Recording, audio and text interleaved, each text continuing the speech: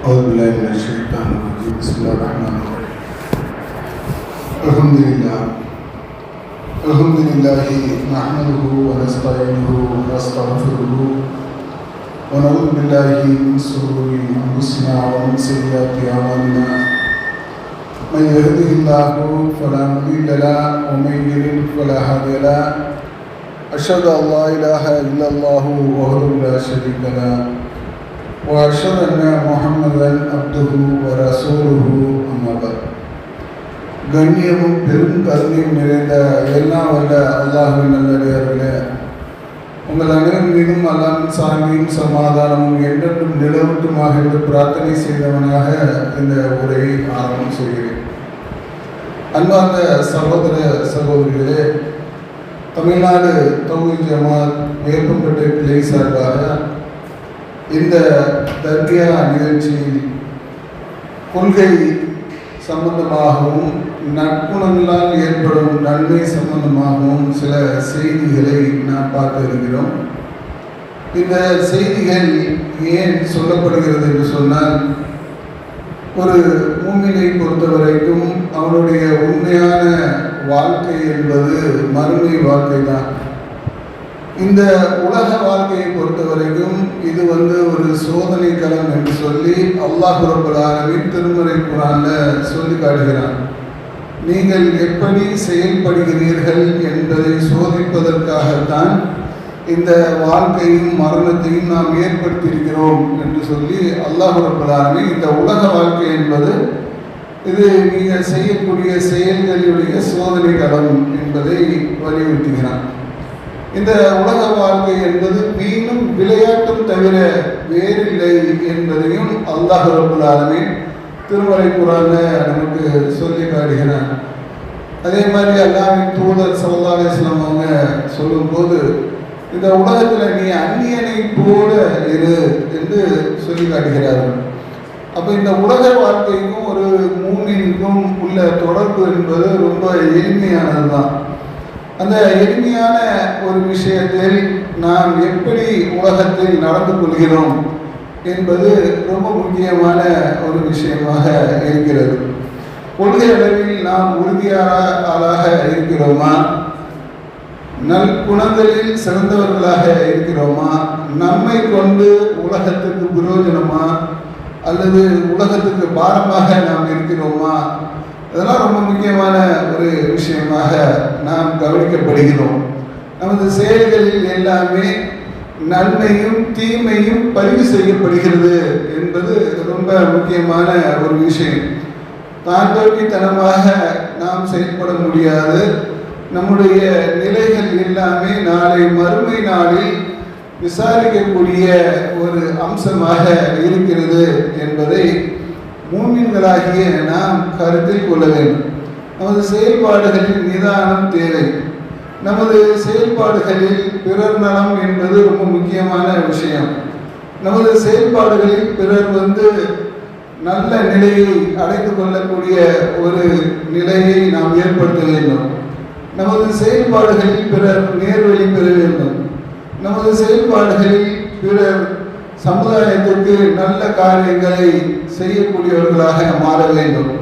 பிறருக்கு முன்னுதாரணமாக இருக்கக்கூடிய ஒரு முக்கியமான சமுதாயத்துடைய பிரதிநிதியாக நாம் இந்த உலகத்தில் வாழ்ந்து கொண்டிருக்கிறோம். மற்ற மனிதர்களை பார்த்து அவர்களுடைய செயல்பாடினால் பாதிக்கப்பட்டவர்களாக ஒரு முஸ்லீம் இருக்கக்கூடாது. ஏனென்று சொன்னால், ஒரு முஸ்லீமுடைய அடிப்படை கொள்கை என்பது மறுமையை மையப்படுத்தியதாகும். பிற மக்களுக்கு இந்த உலக வாழ்க்கை தான் மிக பிரதானமான வாழ்க்கையாக அவர்கள் அறியப்பட்டிருக்கிறார்கள். நாம் மண்ணோடி மண்ணாக சென்ற பிறகு திரும்ப எப்பப்படுவா போகிறோம் என்று அவர்கள் கேட்கிறாங்க. அவங்க கொள்கை என்னன்னு சொன்னால், இந்த உலகத்தில் வாழ்கிறோம், வெந்ததை சாப்பிடுகிறோம், விதி வந்தா சாவுகிறோம், இதுக்கு மேலே எந்த வாழ்க்கையும் இல்லை, நாம் மண்ணோடு மண்ணாக பிறகு திரும்ப எப்பப்படுவோமா? இதுதான் அவங்களுடைய பிரதான கேள்வியாக இருக்கிறது. அந்த கேள்வியின் அடிப்படையில் அவர்கள் உலக வாழ்க்கையை எப்படி அமைத்துக் கொள்கிறார்கள் என்று சொன்னால், இந்த உலகத்தில் அவர்கள் எல்லாவற்றையும் அனுமதித்து விட வேண்டும் என்ற அடிப்படையில் செயலாற்றக்கூடியவர்களாக அவர்கள் இருக்கிறார்கள். அதனால் ஒருவருக்கு ஒருவர் போட்டி கொண்டு கொள்கிறார்கள், ஒருவருக்கு ஒருவர் சண்டையிட்டுக் கொள்கிறார்கள், ஒருவருக்கு ஒருவர் நான் பெரியாள் நீ பெரியாளுங்கிறதுக்காக அதிகம் முயற்சி செய்யக்கூடியவர்களாக இருக்கிறார். வாழ்க்கையில் வெற்றி என்பது உலகத்தில் கண்ணளவில் காட்டப்படும் விஷயம் என்று புரிந்து கொள்கிறார்கள். அவரை விட நான் முந்தி, என்னை விட அவர் முந்தி கிடையாது, மட்டம், என்னை விட அவர் மட்டமாக இருக்கிறார். இந்த மனநிலையில்தான் மற்ற சமுதாய வாழ்க்கை, மற்ற சமுதாயத்தினர் இந்த உலகத்தை அணுகக்கூடியதாக இருக்கிறது. உலகத்தில் உள்ள எல்லா விஷயங்களையும் நாம் அனுமதிக்க வேண்டும் என்ற மனநிலையில் உள்ளவர்கள் அவர்கள். ஆனால் ஒரு முஸ்லீமை பொறுத்த வரைக்கும் அவருடைய வாழ்வு என்பது இந்த உலகத்தில் தோல்வது கிடையாது. இதெல்லாம் பரீட்சைக்களம். நீங்கள் எப்படி செயல்படுகிறீர்கள் என்பதை சோதிப்பதற்காகத்தான் இந்த உலக வாழ்வு. திருமறை குர்ஆன்ல அல்லாஹ் ரப்பல் ஆலமீன் சொல்லி காட்டுகிறான். இந்த உலக வாழ்க்கை எதை மையப்படுத்தியதுன்னு சொன்னால், நீங்கள் எப்படி செயல்படுகிறீர்கள் என்பதை சோதிப்பதற்காக உலக வாழ்க்கையும் நம்ம மரணத்தையும் ஏற்படுத்தி இருக்கிறோம். அதுதான் அதுக்கு முக்கியமான காரணமாக இருக்கிறது. அப்போ அந்த அடிப்படையில் உலக வாழ்க்கையை மையப்படுத்தியது நமது வாழ்க்கை கிடையாது. நமது வாழ்க்கை என்பது மறுமை வாழ்க்கை. மறுமை வாழ்க்கை தான் உண்மையான வாழ்க்கை. அது நிரந்தரமான ஒரு வாழ்க்கை. துன்யா, அவர்கள் இந்த உலகத்துக்கு உயிரூட்டி கொண்டிருக்கிறார்கள். மறுமைதான் உண்மையானதும் நிலையானதுமாகும் என்று சொல்லி அல்லாஹ் ரப்பல் ஆலமீன் திருமறை குர்ஆன்ல நமக்கு சுட்டி காட்டுகிறான். அப்போ ஒரு மூமினுடைய வாழ்க்கை, உண்மையான வாழ்க்கை மறுமை வாழ்க்கை தான். அதுதான் நிரந்தரமான ஒரு வாழ்க்கை. இந்த உலகத்தில் நல்லதை அதிகமாக பதிவு செய்யப்பட்டு தீமைக்காக மன்னிக்கப்பட்டவர்கள் மறுமையில் சொர்க்கத்தில் இருப்பார்கள். அதில் நிரந்தரமாக இருப்பார்கள். அவர்களுக்கு அங்கே அழிவு ஏற்படாது. யுக யுகமாக சாவை மரணமே இல்லாத ஒரு வாழ்க்கையாக அது இருக்கும். அவர்களுக்கு உணவு, வித்தியாசமான உணவு, வித்தியாசமான சுவையில் அவர்களுக்கு கிடைத்து கொண்டே இருக்கும். உலகத்தில் நாங்கள் இது மாதிரியான கனிகளை பார்த்துருக்குறோமே, சாப்பிட்டிருக்குமே அப்படின்னு அவங்க சொன்னால் கூட, அது தோட்டத்தில் தான் அது மாதிரி நீங்கள் காட்சிப்படுத்தப்படுகிறீர்கள். அது சாப்பிட்டு பாருங்க, அது சுவை வேற மாதிரி இருக்கும் என்றெல்லாம் அல்லாஹ் ரப்பல் ஆலமீன் மறுமையில் சொர்க்கத்தில் உள்ளவர்களுக்கு வித்தியாசமான உணவுகளை, வித்தியாசமான ருசிகளில் தருவதாக திருமறை குர்ஆன்ல நாம் படிக்கிறோம். அந்த நம்பிக்கையின் அடிப்படையில் நமது வாழ்வு என்று சொன்னாலே அது மறுமை வாழ்வை அடிப்படையாக கொண்டது. அது நிரந்தரமானது என்ற ஒரு உறுதியான நம்பிக்கையோடு இந்த உலக வாழ்க்கையை அணுகக்கூடிய ஒரு நம்பிக்கை சார்ந்ததில் உறுதியாக உள்ள மக்களாக நாம் இருக்க வேண்டும். அதற்கு முக்கியமான ஒரு காரணம், முக்கியமான ஒரு நம்பிக்கை என்னன்னு சொன்னால், இறைவனை பற்றி உறுதியான ஒரு நம்பிக்கை. கொள்கை அளவில் இறைவனை பற்றி உறுதியான ஒரு நம்பிக்கையை வெளிப்படக்கூடியவர்களாக இருக்க வேண்டும். அல்லாஹ் எனக்கு அநியாயம் செய்ய மாட்டான். இதுதான் ஒரு முஃமினுக்கு ரொம்ப முக்கியமான ஒரு விஷயம். மற்ற மக்களை பார்த்து, சின்ன சின்ன கஷ்டங்களை பார்த்து, நமக்கு ஏற்படக்கூடிய சின்ன சின்ன இழப்புகளை பார்த்து நான் அநியாயம் செய்துபட்டு விட்டோனோ, என் திறமையெல்லாம் பாழாகி விட்டதோ, இந்த உலகத்துக்கு எனக்கும் நான் தோற்கடிக்கப்பட்டு விட்டோனோ, இதெல்லாம் மனசுல எழக்கூடிய ஒரு கேள்வியாக இருக்கிறது. நமக்கு உறுதியான ஒரு நம்பிக்கை வேண்டும். அல்லாஹ் என்னை ஏமாற்ற மாட்டான். அல்லாஹ் எனக்கு உறுதியான வாழ்க்கையை தருவான், உறுதியான நம்பிக்கையை தருவான், உறுதியான நிம்மதியை தருவான், மறுமை வெற்றி தருவான் என்ற அந்த உறுதியான நம்பிக்கை நமக்கு இருக்க வேண்டும். அல்லாஹ்வை பற்றிய அவநம்பிக்கை அறவே இருக்கக்கூடாது. நாம் முஸ்லீம்களாக இருக்கிறோம். முஸ்லீம்களுடைய அடிப்படை விஷயம் என்னவென்று சொன்னால், முஸ்லிம்களிடத்தில் கடுகளவு கூட இணை கற்பித்தல் என்கின்ற அந்த பாவம் இருந்து விடவே கூடாது. திருமறை குர்ஆன்ல அந்த பாவத்தை பற்றி அல்லாஹ் ரப்பல் ஆலமீன் சொல்லி காட்டுகிறான். தனக்கு இணை கற்பிப்பதை அல்லாஹ் மன்னிக்கவே மாட்டான். அதற்கு கீழ்நிலையில் உள்ள பாவங்களை தான் நாடியவர்களுக்கு மன்னிப்பான்.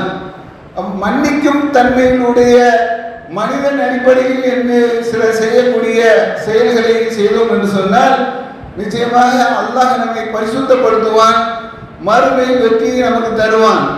மன்னிக்க மாட்டான் என்று சொல்லக்கூடிய அந்த இணை வைப்பு கருகலவும் இல்லாமல் உறுதியான ஒரு நம்பிக்கையை வெளிப்படுத்தக்கூடியவர்களாக நாம் இருக்க வேண்டும். இது அடிப்படை தகுதியான ஒரு விஷயம்.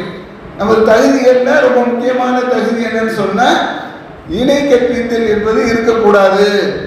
யாராக இருந்தாலும் இருக்கக்கூடாது, நபிமார்களாக இருந்தாலும் இருக்கக்கூடாது, நபிமார்களுடைய உறவினர்களாக இருந்தாலும் இருக்கக்கூடாது, எவருக்கும் இணை கற்பித்தல் என்கின்ற பாவம் இருக்கக்கூடாது என்பதை இந்த மார்க்கம் உறுதியாக சொல்லக்கூடிய ஒரு நிகழ்வுகளை நீங்கள் பார்க்கலாம். திருமறை குர்ஆன்ல யாக்கூப் அலைஹிஸ்ஸலாம் அவர்கள் தனது பிள்ளைகளை நோக்கி கூப்பிடுவாங்க. எனக்கு பிறகு மரண வேலைக்கு கூப்பிடுறாங்க, தனது இறுதி காலத்தில் கூப்பிடுறாங்க. பிள்ளைகள்லாம் அழைத்து எனக்கு பிறகு நீங்கள் யாரை வணங்குவீர்கள், இதை ஒரு உறுதிமொழியாக வாங்குகிறார்கள், வசியத்தாக வாங்குகிறார்கள். நம்ம இன்னைக்கு இறுதி காலத்தை அடைஞ்சிட்டோம் சொன்னால் எனக்கு அங்கே சொத்து இருக்குது, இங்கே சொத்து இருக்குது, அந்த பேங்கில் அக்கௌண்ட் இருக்குது, இந்த பேங்கில் அக்கௌண்ட் இருக்குது, நான் அதை செய்யணும் இதை செய்யணும், இந்த வசியத்தை தான் பிள்ளைகளுக்கு பண்ணும். என்னுடைய மனநிலை, நம்மளுடைய மனநிலை எப்படி இருக்குன்னு சொன்னால் இந்த உலகத்தை மையப்படுத்தியாக இருக்கிறதுனால என் பிள்ளை கஷ்டம் இல்லாமல் வாழ வேண்டும் என்பதில் ஒவ்வொருவரும் குறியாக இருந்து கொண்டு நம்முடைய வசியத்தும் எப்படி இருக்கிறது என்று சொன்னால் நம்மளுடைய சொத்து சுகங்களை பிள்ளைகளுக்கு கடத்த வேண்டும் என்ற அடிப்படையில் இருக்கிறது. ஆனால் உண்மையான ஒரு பிள்ளைகளுக்கு செய்யக்கூடிய நன்மை என்னன்னு சொன்னால் மறுமை பற்றிய அந்த சிந்தனை, அதை நாம் ஊட்டினோமா, இறக்கும் தருவாயில் அதை உறுதிப்படுத்தினோமா. யாக்கூப் அலைஹிஸ்ஸலாம் தனது பிள்ளைகளிடம் கேட்கிறாங்க, எனக்கு பிறகு நீங்கள் யாரை வணங்குவீர்கள் என்று கேட்கிறார்கள். அந்த பிள்ளைகள்ல யூசுப் அலைஹிஸ்ஸலாம் அவர்கள் கூட இருக்கிறாங்க. அவங்க ஒரு நபி தானே, ஒரு நபியாக இருந்தாலும் கூட அவர்கள் இறக்கும் தருவாயில் தனது பிள்ளைகளை எல்லாம் அழைத்து இந்த வணக்கத்தில் நீங்கள் உறுதியாக இருக்க வேண்டும், அல்லாஹ்வை தவிர வேறு யாரையும் வணக்கத்துக்கு தகுதியானவனாக எடுத்துக்கொள்ளக்கூடாது, இந்த மார்க்கம் உங்களுக்கு நேர்வழி காட்டக்கூடிய ஒரு மார்க்கம், எனக்கு பின்னால் வணக்கத்தை சரியாக நிறைவேற்றக்கூடியவர்களாக இருக்க வேண்டும் என்ற கருத்தை அவர்கள் உறுதிமொழியாக வாங்கினார்கள் என்ற ஒரு செய்தியை திருமறை குர்ஆன்ல நாம் படிக்கிறோம். படித்துவிட்டு கடந்து விடுகிறோம், அல்லது இப்போது படிப்பதே கிடையாது. நிறைய பேர் திருமறை குர்ஆனை புரட்டுவதில் ஆர்வம் கொள்வது குறைந்திருக்கிறது. ஏன் குறைந்திருக்கிறதுன்னு சொன்னால் வீடுகளில் நமக்கு வேற என்டர்டெயின்மெண்ட் ஏராளமாக இருக்கிறது, அதிலே நமக்கு நேரம் பத்தவில்லை. உலக விஷயங்களை பார்ப்பதற்கு, உலக விஷயத்தில் உள்ள நாடகமாக்கப்பட்ட நிகழ்ச்சிகளை பார்ப்பதற்கு, அல்லது நமது மூளையை செலவு செய்யக்கூடிய நிகழ்வுகளை பார்ப்பதற்கு, சீரியலை பார்ப்பதற்கு அதிக நேரம் ஒதுக்கக்கூடியவர்களாக நாம் இருக்கிறோம். அதில் உள்ளது மாதிரி நமது குடும்பத்தை நடத்த வேண்டும் என்று ஒரு நிலையை மேற்கொள்கிறோம். ஏராளமான சீரியல்களில் வெள்ளிகள் தான் அதிகமாக அந்த சீரியலை வழிநடத்தக்கூடியவர்களாக இருக்கிறாங்க. நாமும் வெள்ளியாக மாறினால் நமக்கு நன்மை ஏராளமாக ஏற்படுகிறது என்ற மனநிலைக்கெல்லாம் வரக்கூடியவர்களாக நாம் இருக்கிறோம். நான் அதிகார தோரணையில் அப்படி இருக்கிறேன் அப்படின்னு சொல்லி காட்டுவதற்காக ஏராளமான விஷயத்தில் முயற்சி செல்கிறோம். நன்மைக்கு பதிலாக தீமையை பற்றி அதிகமாக சிந்திக்கக்கூடிய ஒரு நிலைகள் ஏற்படுவதை நாம் மறுக்கவே முடியாது. அந்த அளவுக்கு அது எளிமையாக்கப்பட்ட ஒரு விஷயமாக சைத்தானுடைய மிகப்பெரிய கருவி நம்ம வீடுகளில் நுழைந்து விட்ட ஒரு நிலையை நம்ம பார்க்கிறோம். சில வீடுகளில் காலையிலிருந்து இரவு வரைக்கும் பார்த்தோம் என்று சொன்னால் ஒரே இறைச்சலாக இருக்கும், பயங்கரமான இறைச்சல். என்ன இறைச்சல்? டிவி ஆரம்பிச்சு விட்டுருவாங்க காலையிலேயே, நைட்டு தூங்குற வரைக்கும் அது ஓடிக்கிட்டே தான் இருக்கும். இவங்க ஒரு பக்கம் இவங்க வேலையை பார்ப்பாங்க, அது ஒரு பக்கம் அது வேலை பார்க்கும். இடையில எட்டி பார்த்துக்கிடுவாங்க. அவருடைய கேரக்டர் என்னன்னு தெரியும், அந்த கேரக்டருடைய பேர் தெரியும், அந்த கேரக்டருக்கு யார் கணவன் என்று தெரியும், அந்த கேரக்டருக்கு யார் மாமியார் என்று தெரியும், அந்த மாமியாருக்கும் மருமகருக்கும் என்ன சண்டை என்று தெரியும், அந்த சண்டைக்கு என்ன தீர்வு என்று கூட தெரியும். இந்த தேர்வை இப்படி இருந்தால் நல்லா இருக்குமே, இப்படி இருந்த அந்த மாமியார் தான் வின் பண்ணுவாங்கல்ல, இந்த மருமக தான் வின் பண்ணுவான்னு சொல்லி நம்மளுடைய செயலாக்கம் எல்லாமே இது ஒரு பொழுதுபோட்டாக மாறக்கூடிய ஒரு நிலையை நாம் ஏற்படுத்தி இருக்கிறோம். ஆனால் ஒரு முஸ்லிமுடைய உண்மையான நிலை என்னன்னு சொன்னா, எந்த வீடுகளில் குர்ஆன் ஓதப்படுகிறதோ, அல் பக்ரா ஆல் இம்ரான் ஓதப்படுகிறதோ, ஷைத்தான் விரண்டு ஓடுவான். இது மார்க்கத்தினுடைய நிலைப்பாடு. இந்த நிலைப்பாடை மேற்கொள்ளக்கூடியவர்களாக நாம் இருக்கிறோமா என்று சிந்தித்தோம் என்று சொன்னால் நிச்சயமாக அதிலிருந்து நாம் விலகிதான் இருக்கிறோம் என்பதை நாம் சாட்சி கூறக்கூடியவர்களாக இருக்கிறோம். நம் வீடுகளில், பெரும்பாலான வீடுகளில் இப்படித்தான் ஒரு தோற்றம் நமக்கு தெரிகிறது. நிம்மதியே இல்லை. எப்படி நிம்மதி வரும்? நம்ம சீரியல் கேரக்டராகவே நம்ம மாறி இருக்கும் போது நிம்மதி எப்படி வரும்? திருமறை குர்ஆன்ல அல்லாஹ் ரப்பல் ஆலமீன் சொல்லி காட்டுகிறான், கவனத்தில் கொள்க, அல்லாஹ்வின் நினைவால் தான் உள்ளங்கள் அமைதி பெறுகின்றன. உங்கள் உள்ளங்களுக்கு அமைதி வரும் என்று சொன்னா, நீங்க கோடி கோடியா கொடுத்தாலும் அமைதியை வாங்க முடியாது, திருப்தியை வாங்க முடியாது. ஆனால் அல்லாஹ்வுடைய நினைவு உங்களுக்கு அமைதியை தரும், திருப்தியை தரும். அந்த அமைதியை திருப்தியை ஏற்படுத்தக்கூடிய இறை வசனங்களை நமது வீடுகளில் ஓதக்கூடியவர்களாக நாம் இருக்கிறோமா என்று கேட்டால் பெரும்பாலானவர்கள் அதிலிருந்து விலகிவிட்டோம் என்கின்ற ஒரு நிலையை தான் பார்க்க முடிகிறது. அப்போ இந்த மார்க்கத்தில் ரொம்ப முக்கியமான ஒரு விஷயமாக எது இருக்கிறது என்று சொன்னால், இணை வைப்பு என்பது அறவே இருக்கக்கூடாது. நபிமார்கள் அதை உறுதிப்படுத்தினார்கள். அல்லாஹ்வுடைய வேதத்தின் மூலமாக அதை உறுதிப்படுத்தினார்கள். மக்களுக்கு நன்மை ஏவினார்கள் என்பதையெல்லாம் திருமறை குர்ஆன்ல நாம் படிக்கலாம். அல்லாஹ்வின் தூதர் ஸல்லல்லாஹு அலைஹி வஸல்லம் அவர்களுக்கு அல்லாஹ் வஹியை அறிவித்தான். வஹியை அறிவித்த பிறகு அல்லாஹ் ரப்பல் ஆலமீன் அவர்களுக்கு கட்டளையிடும் போது, உனது நெருங்கிய உறவினருக்கு இந்த வஹி செய்தியை எடுத்து சொல்லு, ஏகத்துவ செய்தியை எடுத்து சொல்லு என்று அல்லாஹ் கட்டளையிட்டான். எதற்காக கட்டளையிட்டான்? இந்த உலகம் நேர்வழி பெற வேண்டும் என்பதை உன் வீட்டிலிருந்து துவங்கு. அல்லாஹ்வின் தூதர் ஸல்லல்லாஹு அலைஹி வஸல்லம் அவர்கள் அவர் குடும்பத்தினரை அழைத்தார்கள். எல்லா பெயரையும் சொல்லி அவர்கள் அழைத்தார்கள். பல குடும்பத்தினர் இருந்தார்கள், பல கூட்டத்தார் இருந்தார்கள். எல்லாத்தையும் சொல்லி அழைத்தார்கள். அழைத்து என்ன கேட்டார்கள்? மக்களே, உறவினர்களே, இந்த மலைக்கு பின்னால் ஒரு மலையை சொல்லி, இந்த உகர் மலையை சொல்லி, இந்த மலைக்கு பின்னால் ஒரு மிகப்பெரிய ஒரு படை ஒன்று உங்களை தாக்க இருக்கிறது என்று நான் சொன்னால் நீங்கள் நம்புவீர்களா என்று கேட்டார்கள். மக்கள் என்ன சொன்னார்கள்? நம்புவோம். ஏன் நம்புவோம்? நீங்கள் உண்மைதான் பேசுவீங்க. அல்லாஹ்வின் தூதர் ஸல்லல்லாஹு அலைஹி வஸல்லம் பார்த்து அல்லாஹ் அந்த மக்கள் புரிந்து கொண்ட விஷயம் என்னன்னு சொன்னா, உண்மையாளர், நீதியாளர், நேர்மையாளர். அப்ப நேர்மையாளர், நேர்மையாளர், உண்மையாளர் சொன்னா அவர் எது சொன்னாலும் சரி என்று நம்பக்கூடிய அந்த மக்கள். அந்த மக்களிடம் அல்லாஹ்வின் தூதர் ஸல்லல்லாஹு அலைஹி வஸல்லம் சொன்னாங்க, மக்களே, இந்த மலைக்கு பின்னால் மிகப்பெரிய ஒரு படை உங்களை தாக்க இருக்கிறது என்று சொன்னால் நம்புவீர்களா? நம்புவோம். ஏன்னா நீங்க உண்மை தான் சொல்லுவீங்க அப்படின்னு அந்த மக்கள் சொன்னார்கள். அல்லாஹ்வின் தூதர் ஸல்லல்லாஹு அலைஹி வஸல்லம் அவர்கள் சொன்னார்கள், மிகப்பெரிய ஒரு ஆபத்து உங்களுக்கு வர இருக்கிறது. நீங்கள் அல்லாஹ்வை மட்டும் வணங்க வேண்டும், தீய சக்திகளை வணங்குவதை மட்டும் நீங்கள் தடுக்க வேண்டும். தடுக்கப்பட்டிருக்கிறீர்கள். அல்லாஹ்வை வணங்கக்கூடிய முஸ்லீமாக மாற வேண்டும். இது மிகப்பெரிய ஒரு நன்மை உங்களுக்கு ஏற்படுத்தியலன்னு சொன்னால் மிகப்பெரிய ஒரு தீங்கு உங்களுக்கு வர இருக்கிறது என்று சொன்னார்கள். ஏகத்துவ செய்தியை சொன்னார்கள். இந்த ஏகத்துவ செய்தியை சொன்ன மாத்திரத்தில் இந்த உண்மையாளர் பொய்யாளராக மாறிவிட்டார். அந்த மக்களுக்கு அந்த உண்மையை ஏற்றுக்கொள்ளக்கூடிய அந்த நிலை என்பது இல்லை. உலக விஷயங்களில் அவர்களுடைய அல்லாஹ்வின் தூதருடைய உண்மையை முழுமையாக ஏற்றுக்கொண்டவர்கள், மறுமை விஷயம் என்று வரும்போது அல்லாஹ்வின் தூதருடைய அந்த உண்மையை ஏற்றுக்கொள்ளவில்லை. அவர்களுடைய சிறிய தந்தையாக இருந்த அபூலஹப் அவர்கள் மீது மண்ணை வாரி வீசினார் என்ற ஒரு செய்தியை நாம திருமறை குர்ஆன்ல மூலமாகவே படிக்கிறோம். தப்பத் யதா அபீ லஹபின் வ தப். அபூலஹபின் இரு கைகளும் நாசமடைந்தன, அவனும் நாசமடைந்தான். அவருடைய மனைவி விறகு வெட்டி இருக்கக்கூடிய அவர்களுடைய மனைவியும் நாசம் அடைந்தான் என்ற கருத்துப்பட அல்லாஹ் ரப்பல் ஆலமீன் வசனத்தை இறக்கி வைத்தான். என் தூதர் மேல நீ மண் எறிந்தியா, நீ நாசமடைவாயின்னு சொல்லி அல்லாஹ் ரப்பல் ஆலமீன் வஹி அறிவித்தான்.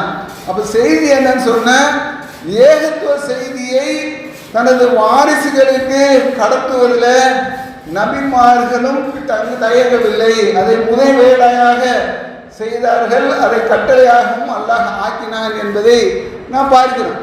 தனது மகளுக்கு அல்லாஹ்வின் தூதர் ஸல்லல்லாஹு அலைஹி வஸல்லம் அவர்கள் சொன்னார்கள், மகள் பாத்திமாவே, என்னுடைய சொத்துக்கள்ல எதை வேணாலும் கேட்டுக்கோ, அதை நீ பெற்றுக்கொள்வாய். என்கிட்ட இருக்க உலக விஷயங்கள்ல இருக்கக்கூடிய அந்த சொத்துக்கள்ல எதை வேணாலும் கேட்டுக்கோ, அதை நீ பெற்றுக்கொள்வ, உனக்கு நான் தருவேன். ஆனால் மறுமை விஷயங்களில் நான் உனக்கு பரிந்துரை செய்ய முடியாது. இதுதான் ரொம்ப அடிப்படையான விஷயம். இன்னைக்கு நம்ம என்ன நினச்சிட்டு இருக்கிறோம், அல்லாஹ் ரொம்ப ரொம்ப சாஃப்டான ஆள், நம்ம சொல்கிறத கேட்டுக்குவான் அப்படிங்கிற மாதிரி கேட்போம். அல்லாஹ் ரொம்ப சாஃப்டானவன் தான், மென்மையானவன். எந்த அளவுக்குன்னு சொன்னால், ஒரு தாய் தனது பிள்ளைகளை எப்படி அரவணைப்பார்களோ அதை விட 70 மடங்கு தாயின்னு சொன்ன பிள்ளையை விடமாட்டாதானே, எந்த நிலையிலையும் தன் உயிரை விட்டாவது தனது பிள்ளையுடைய உயிரை காப்பார் எல்லா விஷயத்தையும்.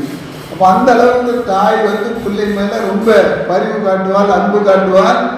அது மாதிரி 70 மடங்கு அல்லாஹ் ரப்பல் ஆலமீன் உங்கள் மீது பரிவு காட்டுவான். நம்ம ஒவ்வொருத்தர் மீதும் பரிவு காட்டுவான், அன்பு காட்டுவான். நிச்சயமாக அன்பு அல்லாஹ் அளவற்ற அருளாளன், நிகரற்ற அன்பாளன். அதனால் ஓதுறோம், அல்ஹம்துலில்லாஹி ரப்பில் ஆலமீன் அர் ரஹ்மான் ரஹீம். உள்ள ஓதுறோம். ஏன்னு ஓதுறோம்? நிகரற்ற அன்பு என்பது அல்லாஹ்வுக்குரியது. நிச்சயமாக அல்லாஹ் உங்கள் மீது அன்புடையவன் தான். ஆனால் அல்லாஹை மறுக்கும் நிலை ஏற்பட்டால், அல்லது அதில் காம்ப்ரமைஸ் செய்வேன், அதில் அலட்சியம் காட்டுவேன் என்ற ஒரு நிலை இருக்குமே, ஆனால் அதை அல்லாஹ் மன்னிப்பது கிடையாது. இது ரொம்ப அடிப்படையான ஒரு விஷயம். அப்போ இந்த வணக்கத்தில் நாம் ரொம்ப கடுமையான ஒரு நிலைப்பாடு எடுக்க வேண்டும். வணக்கத்துக்கு தகுதியானவன் அல்லாஹை தவிர வேறு யாரும் இல்லை என்ற அந்த கொள்கை உறுதிப்பாட்டில் உறுதியாக உள்ளவராக நாம் இருக்க வேண்டும். அப்போ அந்த ஒரு நிலையை மேற்கொண்டோம் என்று சொன்னால்தான் மறுமை வெற்றி என்பது நமக்கு உறுதியான ஒரு நிலைப்பாடாக மாறும். இந்த உலகம் சோதனை களம். நீங்கள் எப்படி செயல்படுகிறீர்கள் என்பதை சோதிப்பதற்காகத்தான் அல்லாஹ் உள்ள உலக வாழ்க்கையும் மரணத்தையும் ஏற்படுத்த. நம்ம எப்படி செயல்படுகிறோம்? நம்ம பொய்யில ஊறி போய் கிடக்கிறோம், புரட்டில் ஊறி போய் கிடக்கிறோம். இந்த உலகத்தில் அல்லாஹ் தடுத்த விஷயங்களில் அதில் நிர்பந்தத்தின் காரணமாக கூட நம்ம இருக்கிறோம்.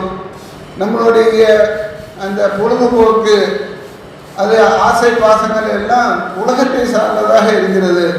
அல்லாஹை நினைவை விட்டும் தடுக்கக்கூடியதாக இருக்கிறது. இதெல்லாம் மாற்றிக்கொள்ளக்கூடிய ஒரு நிலைக்கு நாம் இருக்கிறோம்.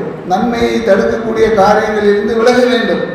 தீமையை நமக்கு தரக்கூடிய காரியங்களிலிருந்து நாம் விலக வேண்டும். நன்மை சம்பாதிப்பதில் என்ன வழி, அந்த வழியுடைய வழிமுறை என்னன்னு சொல்லி அதை நோக்கிய நமது பார்வை என்பது விசாலப்பட வேண்டும். மறுமை என்பது நமக்காக அது தயாரிக்கப்பட்ட ஒரு விஷயம்.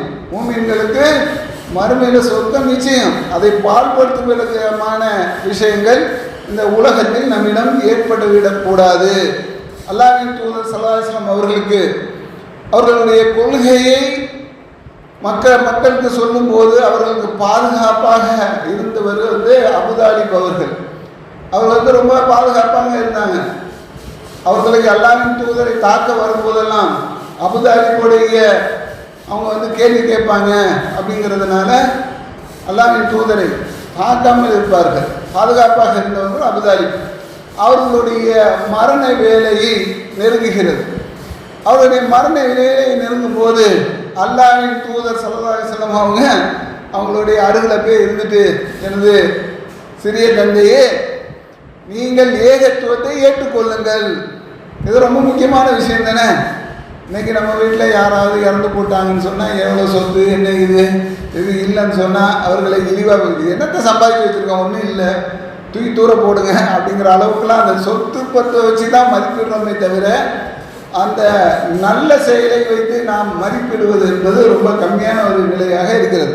அப்போ அல்லாஹ்வின் தூதர் ஸல்லல்லாஹு அலைஹி வஸல்லம் அபூ தாலிப் கிட்ட போய் சொல்றாங்க, என் சிறிய தந்தையே, நீங்கள் இந்த ஏகத்துவத்தை ஏற்றுக்கொள்ளுங்கள்.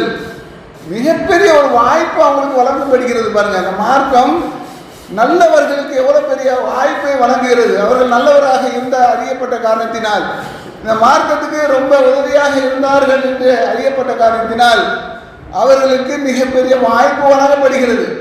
அல்லாஹ்வின் தூதர் மிகவும் வருத்தப்படுகிறார்கள். எந்த அளவுக்கு வருத்தப்படுகிறார், நமக்கு நம்ம சொல்ல எத்தனையோ பேர் கேட்குறாங்க. மக்கள் கூட்டம் கூட்டமாக இந்த மார்க்கத்தின் பக்கம் வந்து கொண்டிருக்கிறார்கள்.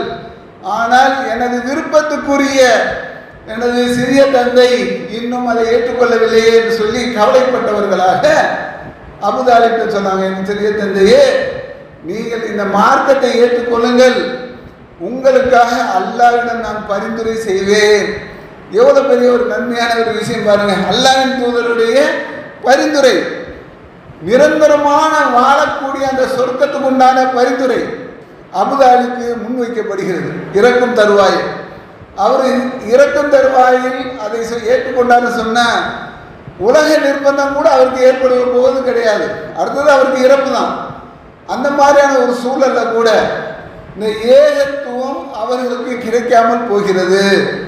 பக்கத்தில் இருக்க அபூஜஹல் வந்து உனது பாரம்பரியத்தை இழக்கப் போகிறாயா, உனது முன்னோர்களுடைய மார்க்கத்தை இழக்கப் போகிறாயா என்று சொன்னவுடன் அவர் நான் என்னுடைய முன்னோர்களுடைய மார்க்கத்திலே நான் இறந்து போகிறேன்னு சொல்லி அவர்கள் இறந்து போன ஒரு செய்தியை நம்ம ஹதீஸ்களில் பார்க்குறோம். அல்லாஹ்வின் தூதர் பயங்கரமாக சங்கடப்படுறாங்க, கஷ்டப்படுறாங்க. இந்த சிறிய தந்தைக்கு ஏகத்துவம் கிடைக்கவில்லையே என்று சொல்லி நான் அவர்களுக்காக பாவ மன்னிப்பு தேடுவேன். இறந்து போய் கூட அவங்க இஸ்லாத்தை ஏற்றுக்கிறார், ஆனாலும் கூட பாவ மன்னிப்பு தேடுவேன் என்று அவர்கள் சொன்னார்கள். ஆனால் அல்லாஹ் அதை தடுத்துவிட்டான். நெருங்கிய உறவினராக இருந்தாலும் சரி, இணை கட்டிப்பவர் நெருங்கிய உறவினராக இருந்தாலும் சரி, அவர்களுக்காக அல்லாஹ்விடம் நீங்கள் பாவ மன்னிப்பு கேட்கக்கூடாது என்று சொல்லி அல்லாஹ் திருமறை குர்ஆன்ல வசனத்தை எடுத்து அல்லாஹ் வந்து அதை தடுத்து விட்டான். இப்போ அந்த அளவுக்கு ஒரு உயர்ந்த ஒரு நன்மையை அவர்கள் கண் முன்னாலே இருந்தும் கூட அதை ஏற்றுக்கொள்ள முடியாத ஒரு நிலையில், அந்த துர்பாக்கியசாலியான ஒரு நிலையில் அவர்கள் இருந்த ஒரு நிலையை நம்ம பார்க்குறோம். நமது வாழ்க்கையில் இது மாதிரியான ஒரு நிலை ஏற்பட்டு விடக்கூடாது. நன்மைகளை சொல்லிக்கொண்டே இருப்பார்கள். பசங்களாக இருந்தால் பெற்றோர்கள் சொல்லுவார்கள், படிங்க, நல்ல படிமா, நீ நீங்கள் படித்தா தான் வாழ்க்கையில் முன்னுக்கு வர முடியும். அது நேர்வழி தானே. நல்ல வழியை நீங்கள் சொல்வதெல்லாம் நேர்வழி தான். அப்போ வாழ்க்கையில் முன்கைக்கு வர வேண்டும் என்று சொன்னால் அடிப்படையாக நீங்கள் படிக்க வேண்டும். மற்ற மக்களை மாதிரி நீங்கள் விளையாட்டுத்தனமாகவே இருந்தீர்கள் என்று சொன்னால் நீங்கள் அது மாதிரி தான் இருக்க முடியும், முன்னுக்கு வர முடியாது, பெரிய அளவில் நீங்கள் ரீச் ஆக முடியாது. படிங்க அப்படின்னு சொன்னால் அந்த காதில் வாங்கும், செவிடு வந்து இருக்கக்கூடாது. நல்ல விஷயங்களை நம்ம பெற்றோர் சொல்கிறாங்க, நமக்காக சொல்கிறார்கள், நமது வாழ்வுக்காக சொல்கிறார்கள். நான் வந்து இப்படி தான் விளையாடுவேன், என்னை யாரும் கேட்கக்கூடாது, எனக்கு தொல்லை கொடுக்குறீங்களா அப்படின்னு சொல்லி வசனம் பேசி கொண்டிருந்தீர்கள் என்று சொன்னால் அது வந்து உங்கள் வாழ்க்கையில் நன்மையாக பிரதிபலிக்காது. எப்படி இணை கற்பிப்புக்கு எதிராக நீங்கள் வசனம் பேசுகிறீங்கன்னு சொன்னால் மறுமையில் அது பிரதிபலிக்குமோ, அது நஷ்டத்தை ஏற்படுத்துமோ, அது மாதிரி உலக வாழ்க்கையில் நன்மையை தரக்கூடிய விஷயங்களை நாம் உள்வாங்கவில்லை என்று சொன்னால் அது நமது மறுமை வாழ்க்கையை பாதிக்கக்கூடியதாக இருப்பது மாதிரி இந்த உலக வாழ்க்கையும் பாதிக்கக்கூடியதாக முன்னுக்கு வர முடியாது. அப்போ நல்ல விஷயங்களை உள்வாங்கக்கூடிய அந்த தன்மை என்பது நமக்கு இருக்க வேண்டும். சைத்தான் நம்ம முன்னால் வந்து உட்காந்துட்டு கேட்காதான்னு சொல்லுவான். முன்னால் வந்து உட்காந்துக்குவான், பின்னால் வந்து உட்காந்துக்குவான். அது செவிட்டு தன்மை மாதிரி நீ பாட்டு கத்திக்கிட்டே கடை, நான் செய்கிறதே செஞ்சுக்கிட்டு இருக்கிறேன். எல்லா வீட்லையும் இப்போ தானே பிரச்சனை, செல்ஃபோனை வச்சு நோண்டிக்கிட்டே இருப்பாங்க. பெற்றோர்கள் திட்டுவாங்க, திட்டுனா அவங்க வந்து திட்டினா அவங்க செய்யாமல் இருக்கணுமா இல்லையா? ஆனால் அவங்க அதை செஞ்சுட்டே திட்டுவாங்க. அவங்க ஒரு பக்கம் நோண்டிக்கிட்டே பிள்ளைகளை வந்து என்ன செய்வாங்க, நீ வந்து ஃபோனை நோண்டாத, எப்போ பார்த்தாலும் ஃபோனில் தான் இருப்பியா, உனக்கு வந்து வேறு வேலையே இல்லையா அப்படிலாம் பிள்ளைகளை திட்டிக்கிட்டே இருக்கும். இந்த பிள்ளைகள் காது கொடுத்து கேட்குதா? காது செவிடாக மாறிவிட்டது. இன்னைக்கு நிறைய வீட்டில் அப்படி தான். பெற்றோர்களுக்கு காது எப்படி அதை வந்து சீரியலில் கண்ணு போகுதோ அதே மாதிரி பிள்ளைகளுக்கு என்ன செய்யுது, பெற்றோர்களுடைய அறிவுரை வந்து அது செவிடாக மாறிவிட்டது.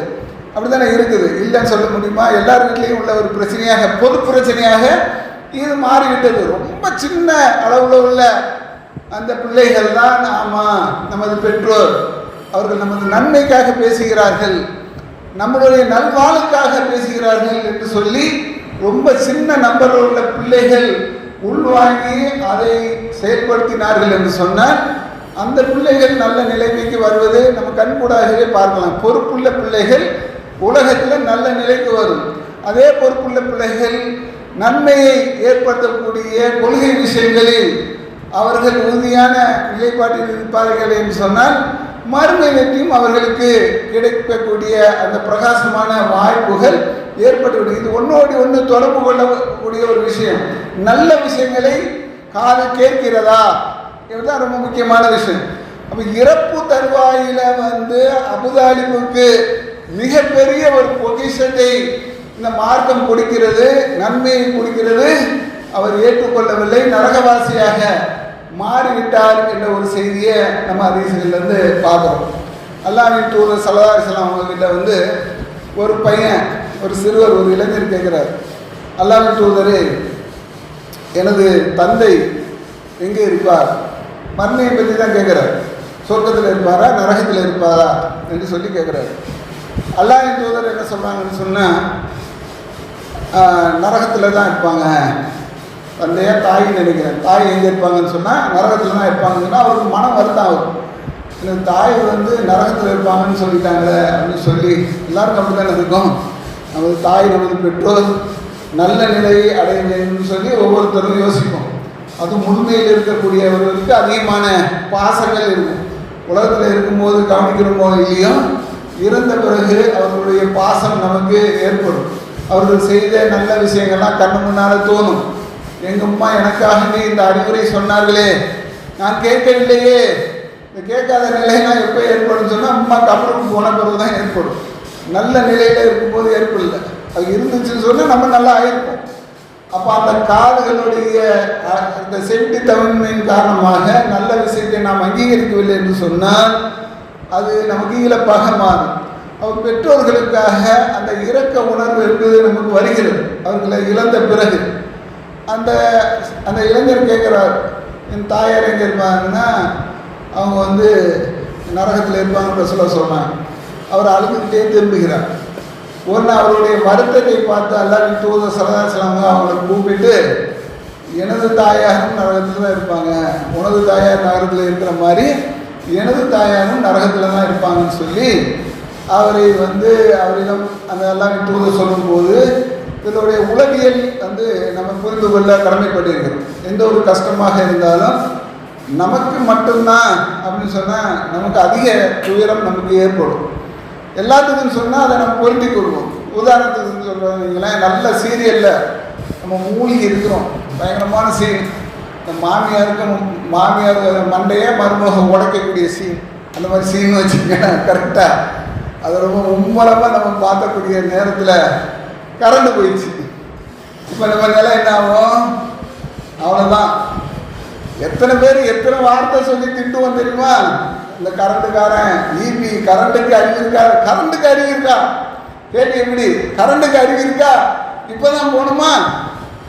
எத்தனை பேர் சொல்லக்கூடிய ஒரு நிலைமை பார்ப்போம். அப்போ பயங்கரமாக இருக்கும்.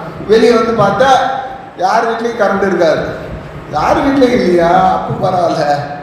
அப்படி தானே நிறைய பேர் அப்படி தானே செய்வோம். கரண்ட் வரும், பக்கத்து வீட்டுக்கு வந்துடும் கரண்ட்டு. ஐயோ இன்னும் நம்ம வீட்டுக்கு வரலையே, அப்போ நம்ம வீட்டுக்கு வந்துடும். அப்பாடி நம்ம வீட்டுக்கு வந்துச்சு, அவங்க வீட்டுக்கு, அதை பற்றி பிரச்சனை இல்லை.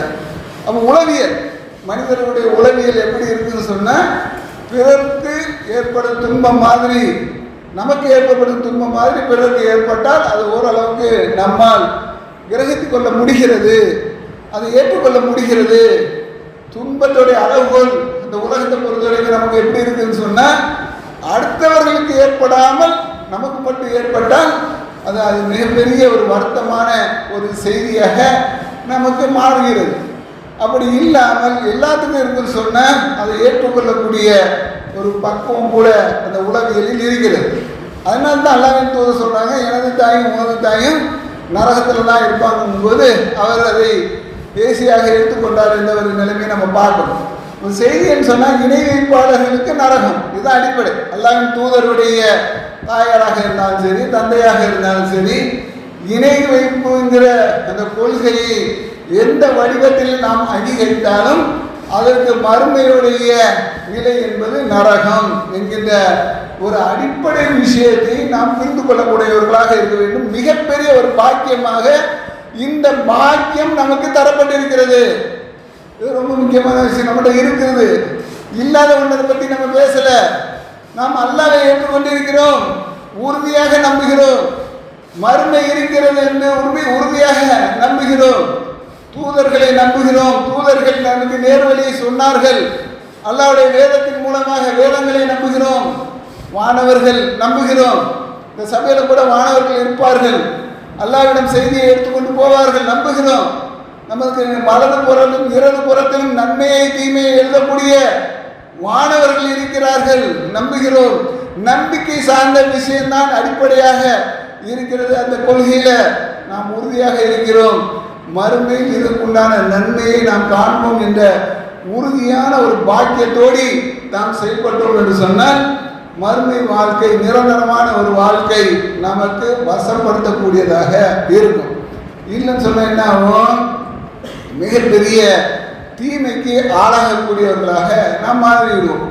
அல்லாஹ்வின் தூதர் ஸல்லல்லாஹு அலைஹி வஸல்லம் அவர்கள் தன்னிடம் பணியாற்றிய யூத சிறுவன் பக்கம் பார்க்குறாங்க.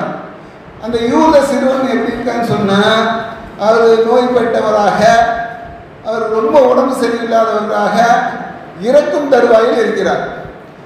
அல்லாஹ்வின் தூதருடைய பணியாளர் ஒரு ஆள் யூதர் சிறுவன். அந்த சிறுவனுடைய உடம்பு சரியில்லாமல் ஆகி மோசமான நிலைக்கு தள்ளப்படுகிறார். அந்த மோசமான நிலையை விசாரிப்பதற்காக, நோய் விசாரிப்பதற்காக அல்லாஹ்வின் தூதர் ஸல்லல்லாஹு அலைஹி வஸல்லம் அவர்கள் அந்த சிறுவன் பக்கம் செல்கிறார்கள். சிறுவன் பக்கம் சென்று அவருடைய நிலையை பார்க்குறாங்க. ரொம்ப மோசமான ஒரு நிலையாக இருக்கிறது.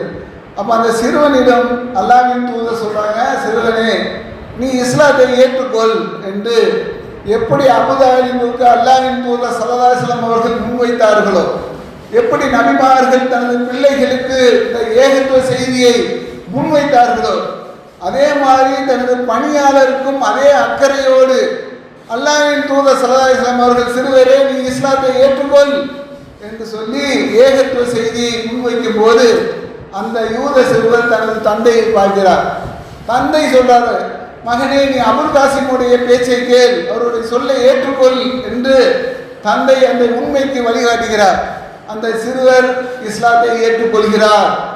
இறக்கும் தருவாயில் உள்ள அந்த சிறுவர் இஸ்லாத்தை ஏற்றுக்கொள்கிறார். மிகப்பெரிய ஒரு பொக்கிஷத்துக்கு அவர் ஆளாகிறார். மறுமையில் நிரந்தரமான ஒரு நன்மை அவருக்கு கிடைக்கக்கூடிய அந்த வாய்ப்பு என்பது அங்கே ஏற்பட்டு விடுகிறது.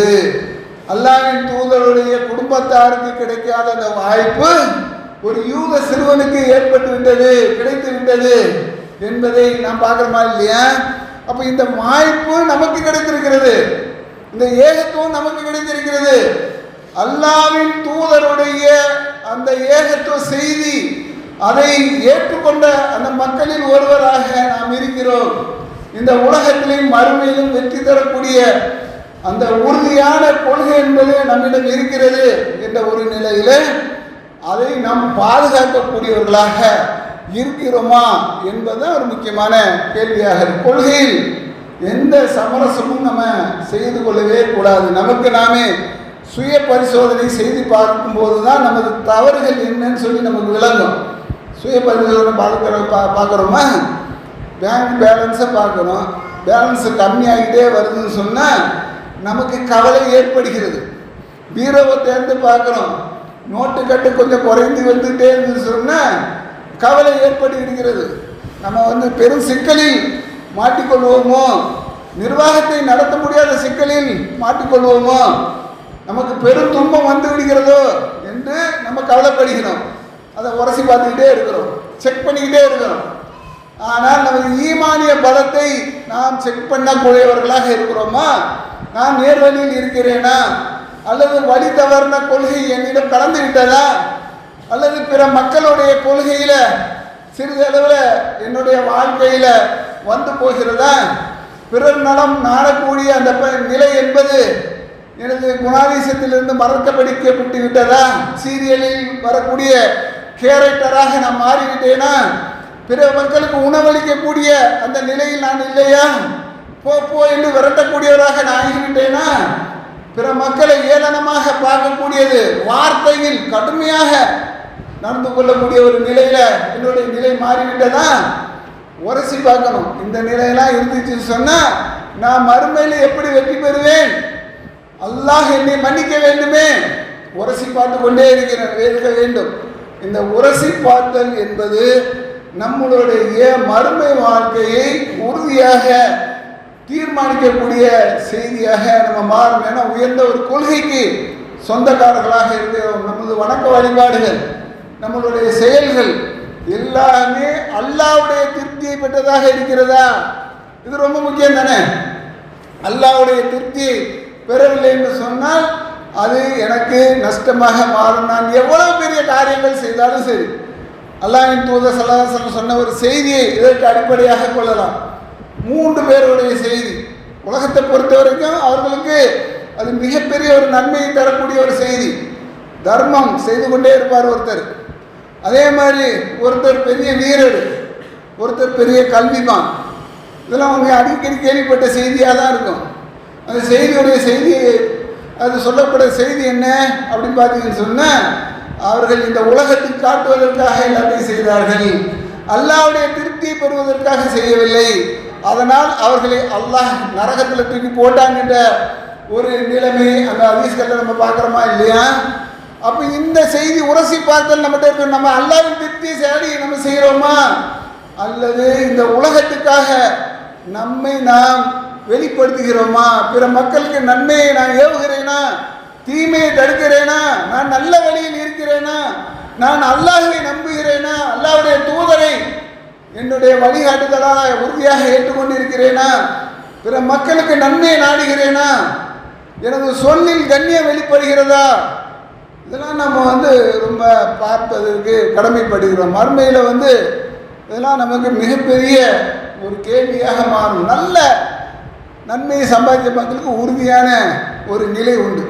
அல்லாஹ்வின் தூதர் ஸல்லல்லாஹு அலைஹி வஸல்லம் கிட்ட ஒருத்தர் கேட்குறார், அல்லாஹ்வின் தூதர் ஒரு பெண்மணியில் இருக்கிறார், அவள் பார்த்தீங்கன்னு சொன்னால் தொழுகை கம்ப்ளீட் சூப்பராக எல்லா தொழுகையும் சிறப்பாக தொழுவாங்க, அதிகமாக தொழுவாங்க, உபரி தொழுகை கூட விட மாட்டாங்க, எல்லாமே கரெக்டாக தொழுவாங்க. அதே மாதிரி நோன்பு சரியாக எல்லா நோன்பையும் நோட்டு விடுவாங்க, உபரியாக கூட அதிகமாக நோன்பு நோட்டு விடுவாங்க. அதேமாதிரி தர்மம், அவர்களை மாதிரி யாரும் தர்மம் செய்ய முடியாது, அந்த அளவுக்கு அவர்கள் பிற மக்களுக்காக தர்மம் செய்வார்கள். ஆனால் அவருடைய ஒரு விஷயம் இருக்கிறது. என்ன விஷயம்? அவர்கள் தனது பக்கத்து வீட்டுக்காரங்கிட்ட தொல்லை தரக்கூடிய பெண்மணியாக இருக்கிறார். எப்போ பார்த்தாலும் சில பேர் இருப்பாங்க, அவங்க மக்களுக்கு வாரி வழங்குறதுலாம் சிறப்பாக செயல்படக்கூடியவர்கள். அவர்களுடைய மற்ற கேரக்டர் எல்லாமே நல்லா இருக்கும், ஆனால் பேச்சு மற்றவங்க சகித்து கொள்ள முடியாத அளவுக்கு அவர்களுடைய பேச்சு என்பது வெளிப்படும். நிறைய நேரம் நம்ம பார்க்கக்கூடியவர்களாக இருப்போம். அப்போ இந்த மாதிரியான ஒரு சூழல் நமக்கு ஏற்பட்டது என்று சொன்னால் இது பெரிய தீமையை தரும். ஏன் சொன்னால், இந்த பெண்மணியை பற்றிய நிலையை அல்லாஹ்வின் தூதர் ஸல்லல்லாஹு அலைஹி வஸல்லம் அவர்கள் சொல்லும்போது அவள் நரகத்தில் இருப்பாள் என்று சொல்றாங்க.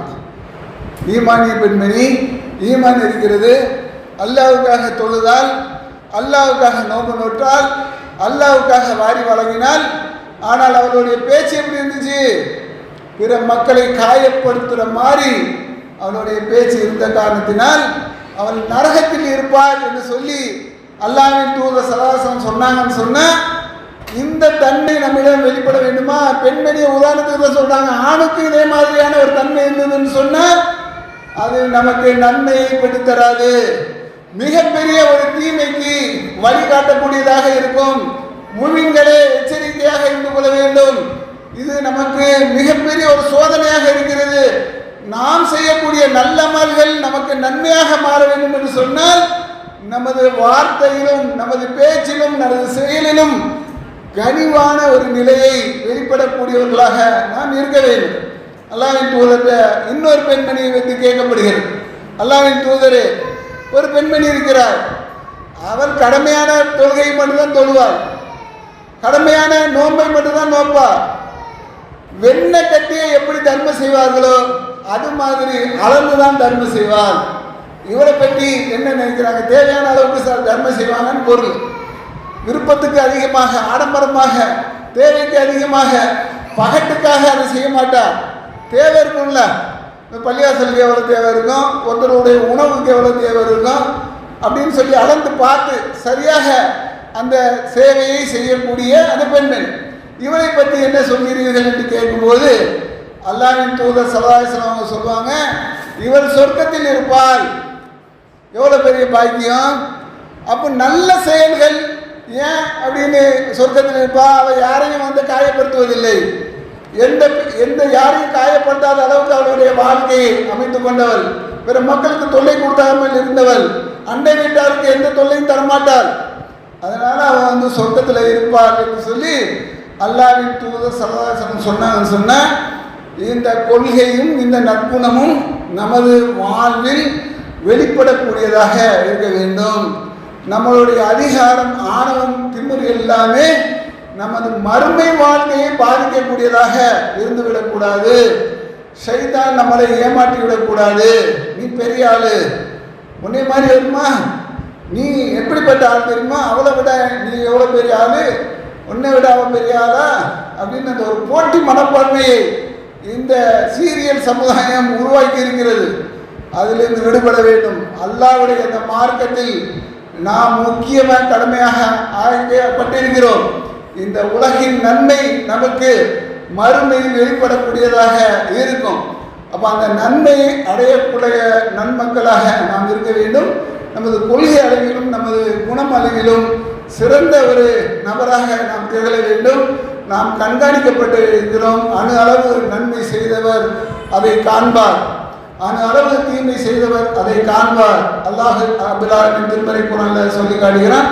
அந்த அடிப்படையில் நமது நன்மையை பெருக்கக்கூடிய, அதிகமாக ஆக்கக்கூடிய, நாம் மறுமையில் வெற்றி பெறக்கூடிய அந்த தன்மையை ஏற்படுத்தக்கூடிய நன்மையை அடையக்கூடியவர்களாக நாம் இருக்க வேண்டும். தீமையிலிருந்து விலக வேண்டும், தீமையை தடுக்க வேண்டும்.